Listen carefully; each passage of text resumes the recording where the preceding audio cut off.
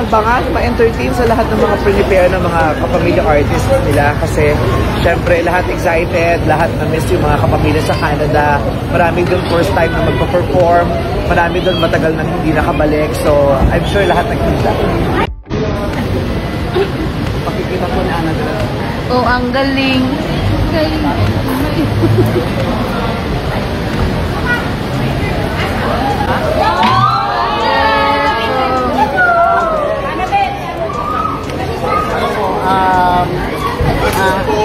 Gaano ka-excited na papunta na po kayo sa ASAP?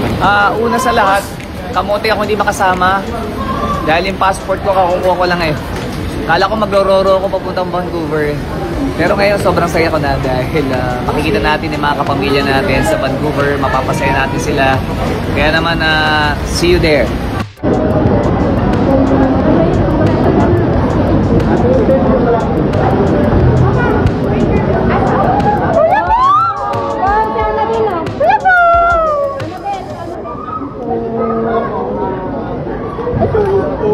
Gaano ka-excited na papunta na po kayo sa ASAP?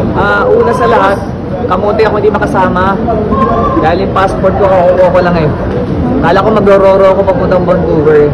Pero ngayon sobrang saya ko na dahil makikita natin yung mga kapamilya natin sa Vancouver, mapapasaya natin sila. Kaya naman, see you there. Message sa mga kapamilya. Yeah, sa mga kapamilya natin sa Vancouver, excited na po ako at ang buong ASAP at Showtime na paligayahin kayo dyan. Kaya naman, maupo lang kayo dyan at pupuntahan namin kayo. Kaya naman, kita-kits. Sa lahat ng mga kapamilya po natin sa Canada, eto na po, marami na po nandiyan, nakarating na ako po, papunta na. So magkita-kita po tayo sa October 18. Thanks again. Ay, teacher po. Mabilis na po. Nalilate kami sa flight. Boarding na. Thank you. Boarding na kami. ASAP lang po. ASAP lang. Thank you po. Excuse me. Mas ganda ba yun?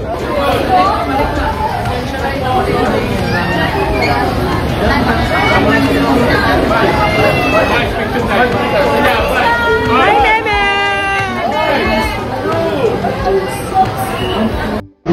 Yeah, sa mga kapamilya natin sa Vancouver, excited na po ako at ang buong ASAP at Showtime na paligayahin kayo dyan. Kaya naman, maupo lang kayo dyan at pupuntahan namin kayo. Kaya naman, kita-kits. Photo lang po. 1, 2, 3. One more. 1, 2, 3. Okay po. Thank you po.